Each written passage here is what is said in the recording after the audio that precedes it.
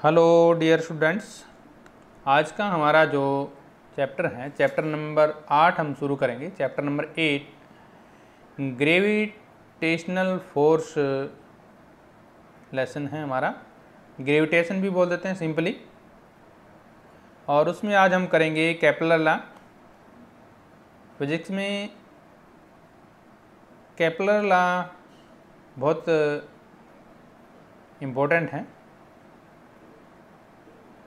Newton's से पहले जो केपलर ने हमें कुछ लॉ दिए थे, उन्हीं के बेस्ड पर हमारा जो फिजिक्स का जो मोशन वाला टॉपिक है वो कुछ क्लियर हुआ है। यदि हम पहले की बात करें, हमें मोस्टली जितने भी मटेरियल हैं, ऑब्जेक्ट हैं, उनके बारे में पता है कि जो वो मटेरियल हैं वो हमारी अर्थ की ओर अट्रैक्टेड होते हैं। Anything throne up falls down toward the earth. कोई भी चीज़ हम ऊपर से फेंकते हैं या ऊपर की ओर फेंकते हैं, वो पृथ्वी की ओर ही आती है। और यदि हम देखिए, कई बार पहाड़ी पर चढ़ते हैं, हम ऐसा महसूस करते हैं कि टायरिंग है, मतलब थक गए हैं। Going down hill, raindrops from the clouds above the fall toward the earth, and there are many other such phenomena. Historically, it was the Italian physicist Galileo who discovered the fact that all bodies, irrespective of their masses, are accelerated toward the earth with a constant acceleration. It is said that he made a public demonstration of this fact. To find the earth, he certainly did a demonstration about this experiment. तो इस तरह से हमारा जो लगभग 2000 साल का जो हमारा ईरा है, जिसको हम जियोसेंट्रिक मॉडल भी बोलते हैं, और सेलेस्टियल बॉडी हमारी जैसे स्टार्स हैं, सन हैं, प्लैनेट्स हैं, उनके बारे में हमें मोस्टली जानकारी है कि वो रिवॉल्व करते हैं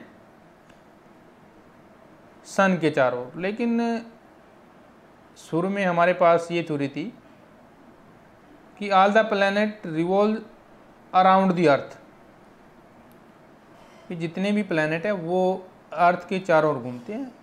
पहले ये हमारा कॉन्सेप्शन था, लेकिन बाद में साइंटिस्ट जो आए हमारे, उन्होंने प्रूव कर दिया कि ये रॉन्ग है, बल्कि सन हमारा सेंटर है किसी भी प्लैनेट के लिए, मतलब सन के चारों ओर वो घूमते हैं।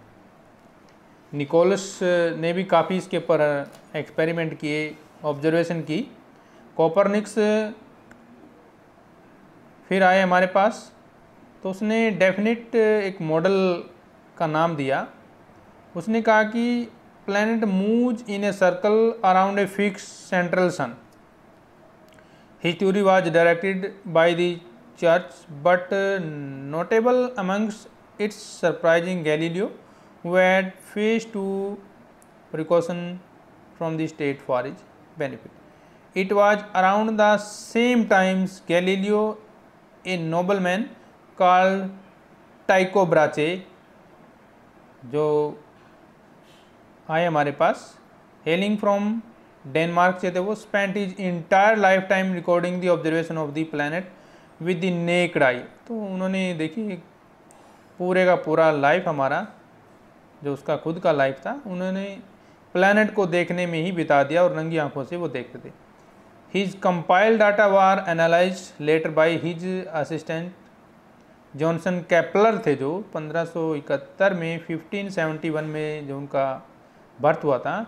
ही could extract from the data 3 elegant laws that now gone by name Kepler's law. These law were known as Newton's and enable him to make a great scientist leap in proposing the universal law of gravitation। तो जो हमारा universal law of gravitation है वो इसका base रहा है। Kepler law का जो है हमारे पास इम्पोर्टेंट रहा। न्यूटन साहब ने भी इसके ऊपर काफ़ी काम किया। तो चलिए हम पहले करते हैं केपलर लॉ होता क्या है, किस तरह से हम इसको डिफाइन करते हैं। Kepler law of planetary motion हम बोलते हैं। तो फर्स्ट लॉ हमारा क्या कहता है जिसको हम लॉ ऑफ ऑर्बिट भी बोलते हैं। जो फर्स्ट लॉ है हमारा केपलर, उसको लॉ ऑफ ऑर्बिट्स बोलते हैं। तो उन्होंने हमें टोटल 3 लॉ दिए थे। तो पहले लॉ की डेफिनेशन क्या है? The planet moves around the sun in an elliptical orbit with the sun at one fork of the ellipse। ये जैसे आप फिगर देख रहे हैं, इलिप्टिकल पाथ होता है हमारे पास इसका जो सन का। कहने का मतलब है कि all the planet move in an elliptical orbit with the sun situated at one of the foci of the ellipse, जैसा कि आप फिगर में देख रहे हैं। This law was a deviation from the Copernicus model which allowed only circular orbit, ellipse of which circle is special case is closed curve which can be drawn very simply as follow। तो देखिए आप इसमें यदि देखना चाहेंगे तो इसमें आप क्या देखते हैं, हमारे पास सन जो है एक फोक्स दिखाया गया है सन का हमारे पास, जैसा आप फिगर में देख रहे हैं ना। देखिए ध्यान से देखेंगे यदि, तो ये हमारे पास फोक्स है सन, हमारा फोक्स 1 लेंगे और ये फोक्स 2 आ जाएगा। मेजर एक्सिस है हमारे पास ये। और इसमें ये देखिए जैसे प्लैनेट दिखाया गया है, प्लैनेट एक मूव करता हुआ दिखाया गया है। तो जैसे जैसे प्लैनेट मूव करता है, सन के पास जो पॉइंट आया वो पेरिहीलियन में आएगा, इसकी भी डिटेल में हम लेंगे। और जो दूसरा पॉइंट हमारे पास बनेगा वो एपीहीलियन बनता है। तो यानी कि जो हमारा प्लैनेट है वो एक इलिप्टिकल पाथ में मूव करता है। तो जब इलिप्टिकल पाथ होता है तो इसमें एक कंडीशन हमारे पास आ जाती है कि प्लैनेट की जो डिस्टेंस है कई बार तो बहुत दूर होती है। देखिए ये जैसी ये डिस्टेंस देखिए वो बहुत दूर होती है। और कई बार प्लैनेट मान लो ये घूमता घूमता यदि यहाँ पर आ जाता है तो इसकी डिस्टेंस बहुत कम हो जाती है। तो जब डिस्टेंस कम होती है तो उस केस में ये बन जाता है पेरिहीलियन, और जब डिस्टेंस ज़्यादा होगी तो बन जाएगा ये aphelion. Elliptical orbit of the planet हमारा यहाँ पे दिया गया है, ये फिगर जो हमारे पास बनता है। तो जैसा कि हमने बात की थी, जो एक महान साइंटिस्ट हुए थे टाइको ब्राहे जिसका नाम था, और जो जिनका जन्म हुआ था 1546 की बात है ये।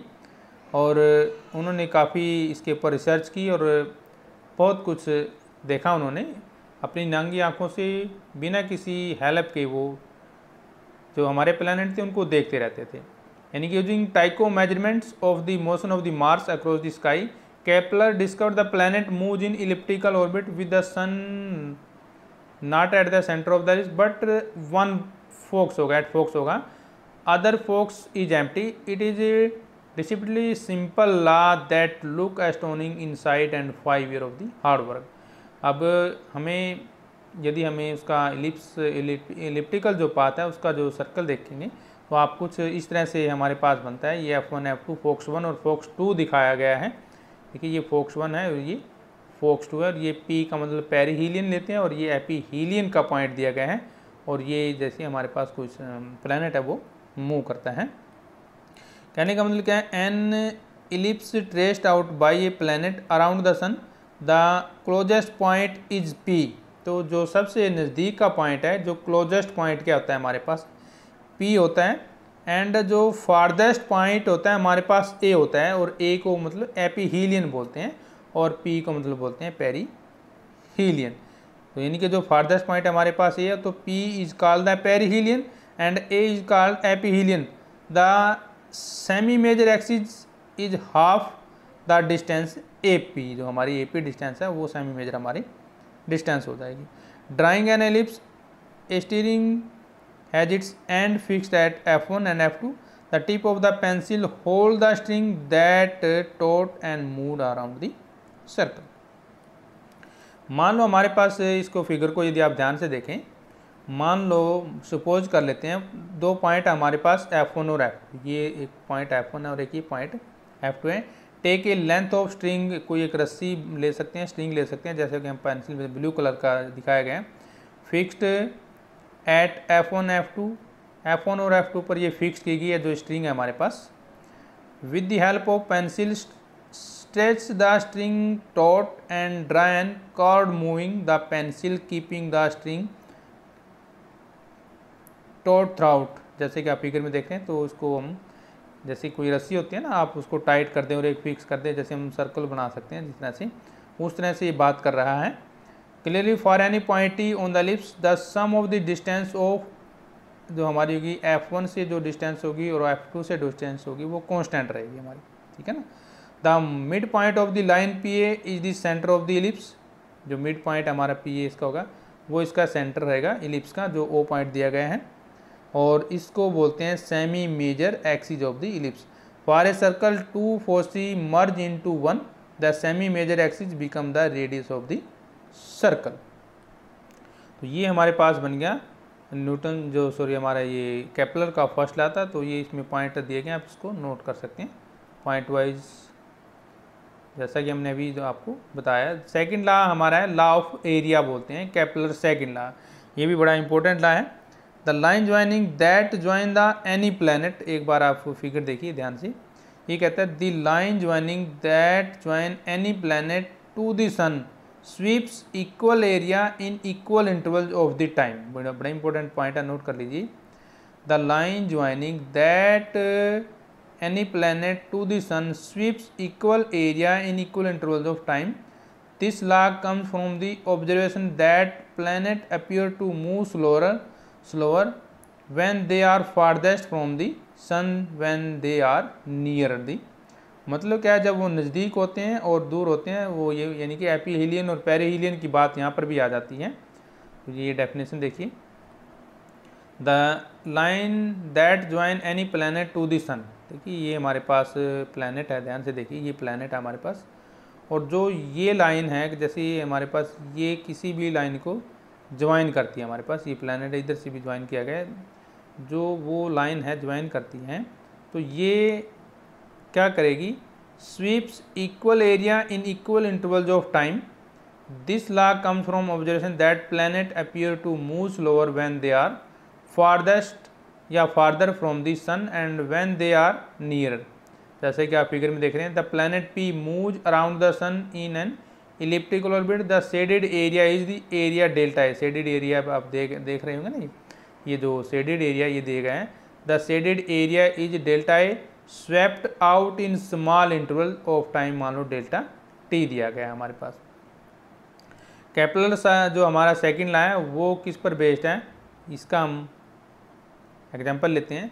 Consider a small ways of orbit traced out in time dt, मान लो किसी टाइम dt में दिए गए, तो एरिया हमारे पास क्या रहेगा, जब हम सर्कुलर ऑर्बिटल की बात करते हैं तो एरिया क्या होता है हमारे पास, हाफ इंटू आर dt था। ये एरिया का फार्मूला है हमारे पास, एरिया यदि हमें किसी वस्तु का निकालना है। And the rate at which area is swept out the orbit, वो क्या होगा हमारे पास, dA/dt। इसका हम क्या करेंगे, डेरिवेटिव कर देंगे, dA/dt is equal to half R, और ये हो जाएगा dθ/dt with respect to time, यानी कि हमें दोनों साइड का क्या करना है, डेरिवेटिव करना है। तो डेरिवेटिव करने के बाद हम जब बात करेंगे, डेरिवेटिव करते हैं तो 1/2 ऐसे कैसे, r का डेरिवेटिव r आएगा हमारे पास, r dθ/dt, तो ये क्या आ गया हमारे पास, v इंटू थीटा आ जाएगा हमारे पास। The definition of angular momentum, यदि आपको याद हो, एंगुलर मोमेंटम एल क्या होता है, m into R cross V, m into R cross V.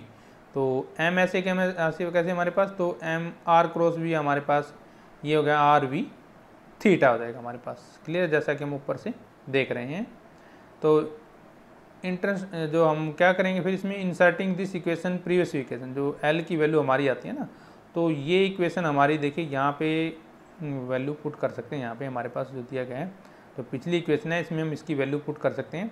तो यानी कि dA/dt is equal to 1/2L/m, ठीक है। ये इक्वेशन आप यदि देखें तो ये आ जाएगा हमारे पास, dA/dt था, देखें हमारे पास ये dA/dt आता है हमारे पास ये, तो यहाँ से हमारे पास क्या बन गया, 1/2L/m, यानी कि equal area in equal times mean the rate at which area is swept out on the orbit, यानी कि dA/dt हमारे पास क्या हो गया, कॉन्स्टेंट हो गया।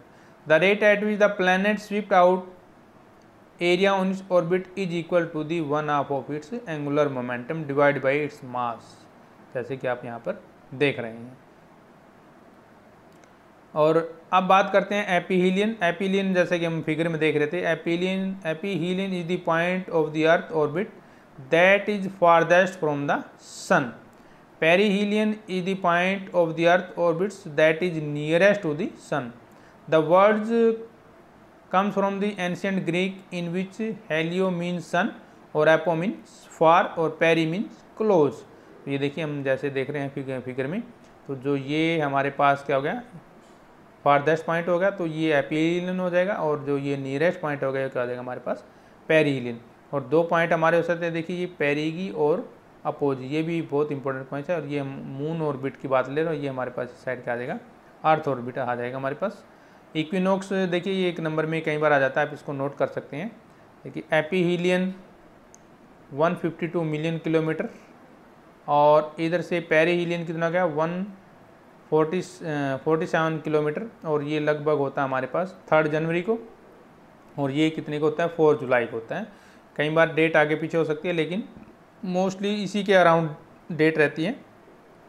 और यदि हम सोलिस्टिक की बात करें वो 21 जून हो जाएगा, और इधर से सोलिस्टिक हम यदि बात करें दिसंबर 21 होगा, और सन क्या आ गया यहाँ पे फोक्स पे आ जाएगा, और ये यहाँ पे क्या आ जाएगा हमारे पास एम्प्टी फोक्स आ जाएगा। और ये देखिए हमारे पास इक्विनोक्स हमारा जो बनता है वो बनता है 21 मार्च को बनता है, 21 मार्च जिसको हम बोलते हैं। और सेकंड जब इक्विनोक्स बनेगा हमारे पास कितने का बनेगा, वो बनेगा 21 सितंबर को। इम्पोर्टेंट है एग्ज़ाम की दृष्टि से, तो इन पॉइंट्स को आप इनको नोट कर लीजिए, एग्ज़ाम में हर बार क्वेश्चन ही आते हैं। अब करते हैं केपलर थर्ड लॉ, हार्मोनिक या लॉ ऑफ पीरियड बोलते हैं। तो डेफिनेशन क्या है, the square of the time period of revolution of a planet is proportional to the cube of the semi major axis of the ellipse traced out by the planet. The necessary centripetal force required is provided by the gravitational force. देखिए हमने gravitational force के बारे में हमने पढ़ा था, तो ये दो फोर्स होते हैं हमारे अलग अलग, ये हमारा ग्रेविटेशनल फोर्स है, और जो एम आर ओमेगा स्क्वायर है वो सेंट्रीपिटल फोर्स है। तो ये दोनों फोर्स क्या होते हैं हमारे पास बराबर होते हैं। तो एम से हमारा एम कैंसिल हो जाएगा, और इसके बाद हम ओमेगा की यदि वैल्यू पुट करते हैं तो आर ऐसे कैसे आ जाएगा हमारे पास, ओमेगा स्क्वायर का आ जाएगा 4 पाई स्क्वायर टी स्क्वायर होता है G M by R square आ जाएगा यहाँ पर। इसके बाद हम आर भी यहाँ से इसकी क्रॉस मल्टीप्लाई जब हम करेंगे तो यहाँ से टाइम पीरियड निकालेंगे, तो टाइम पीरियड कितना है 4 pi G M into R cube आ जाएगा। ये हमारा कांस्टेंट होता है, 4 pi square divide by under G M, ये कांस्टेंट होता है। कांस्टेंट के नाम का हम फिर क्या लेते हैं, प्रोपोर्शनल लेते हैं, इनकी T square directly proportional to R cube, ये हमारा इक्वेशन बन जाता है। तो इसको बोलते हैं हम केपलर का थर्ड लॉ। तो इसके हिसाब से हमारी डेफिनेशन क्या बनती है, the ratio of the period square of any two planet around the sun is equal to the ratio of their average distance from the sun cube. तो इस इक्वेशन को हम इस तरह से भी लिख सकते हैं यदि हम रेशो में लेकर चलें, यानी कि T1 का स्क्वायर डिवाइड बाई T2 का square is equal to R1 cube divide by R2 cube, जहाँ पे T क्या है हमारे पास time period, time for one orbit, and R is the average distance also called orbital radius. This equation is valid only for comparing two small masses orbiting a single large mass. Most importantly, this is only a descriptive equation. It gives no information about the cause of the equality. इसका मतलब क्या है, अभी जो हमारी ratio है R cube और T cube की is the same for all planet in the solar system. Later we will see how the work of Newton lead to value of this constant. ये देखिए आप यहाँ पे देख सकते हैं वैल्यू लगभग ये हमारी ये टी की ये वैल्यू देखें तो लगभग सबकी एवरेज में बराबर आ रही है। तो यहाँ से टेबल से आप देखें तो ये था हमारे पास आज का टॉपिक केपलर्स लॉ, बहुत ही इंपॉर्टेंट टॉपिक है हमारे पास।